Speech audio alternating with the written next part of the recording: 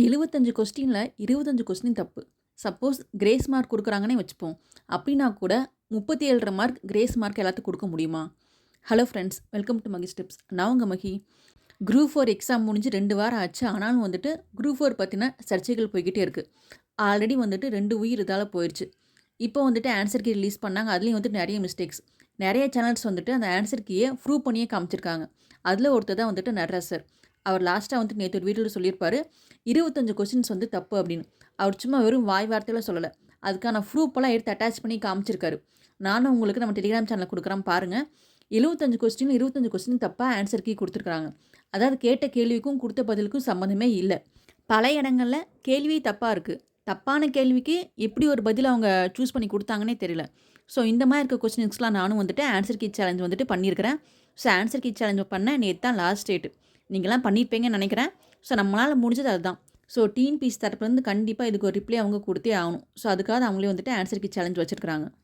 நான் உங்ககிட்ட ஆல்ரெடி ஒரு வீடியோல ஷேர் பண்ணியிருப்பேன். எனக்கு வந்து பிரைவேட் ஆன்சர் கீ செக் பண்ணி பார்த்தப்ப 152 வந்துச்சு. ஆனா கவர்மெண்ட் ஆன்சர் கீ நான் செக் பண்றப்ப எனக்கு 140 தான் வந்திருக்கு அப்படின்னு. ஸோ இந்த மாரி நெறைய பேத்துக்கு வந்துட்டு மார்க்ஸ் ரொம்ப கம்மியா வந்ததுக்கான மெயின் ரீசன் வந்துட்டு இந்த ஆன்சர் கீ குளறுபடி தான்.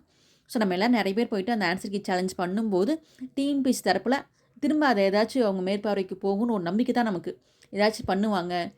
ஒரு 1,00,000 பேர் பக்கத்துல ஆன்சர் கீ சேலஞ்ச் பண்ணியிருக்கோம் அப்படிங்கிறப்ப, ஏதோ ஒரு தப்பு அவங்க மேல இருக்குங்கிறத ஒத்துப்பாங்கல்ல. அதுக்காக ஆன்சர் கீ சேலஞ்ச் பண்ணுங்கன்னு சொல்றேன். இன்னைக்கு குரூப் 2 ப்ரிப்பரேஷன்ல எனக்கு வந்துட்டு டே 4. இன்னைக்கு வந்து நான் கொஞ்சம் படிச்சிருக்கணும். ஒரு 40 பேஜாவது படிக்கலாம்னு நெனச்சேன். ஆசான் புக்ல தமிழ்ல. ஆனா இன்னைக்கு வந்துட்டு எனக்கு மைண்ட் சுத்தமா வந்து செட் ஆகல. இன்னைக்கு அதான் நான் வீடியோ கூட லேட்டா தான் போடுறேன். இன்னைக்கு என்ன படிக்கிறது? என்ன உங்களுக்கு சொல்றதுன்னு எனக்கே ஒண்ணும் புரியல. ஏன்னா நம்ம தான் ஒண்ண நம்பி ஒரு 2 ஸ்டெப் எடுத்து வைக்கிறப்ப, திரும்ப இந்த மாதிரி 25 கொஸ்டின் தப்பு அப்படின்னு ப்ரூஃபோட ஒருத்தர் காமிக்கிறப்ப, ஆட்டோமேட்டிக்கா ஒரு பயம் வருது. குரூப் 2க்கு இவங்க எந்த மாரி கொஸ்டின் கேட்க போறாங்களோ? நம்ம படிக்கிற மெத்தட் சரியா? அப்படிங்கிற மாதிரி. ஸோ நான் வந்துட்டு ஸ்டெப் பை ஸ்டெப்பா இப்ப தான் கொஞ்சம் கொஞ்சமா மூவ் ஆன் ஆயிட்டு இருக்கிறேன். நீங்களும் வந்துட்டு குரூப் 4 நெனச்சிட்டே இருந்து குரூப் 2 விட்டுறாதீங்க. ஸோ குரூப் 4 பத்தின சர்ச்சை ஒரு பக்கம் போய்க்கிட்டே இருக்கும். நம்மளால முடிஞ்சது ஆன்சர் கீ சேலஞ்ச் பண்றது. ஃபர்ஸ்ட் ஸ்கூல் புக்க படிங்க. ஸ்கூல் புக்க படிச்சுட்டு out of source reference book list குடுத்துருக்கேன். ஸோ அதெல்லாம் நீங்க முடிஞ்சா வாங்கி படிங்க.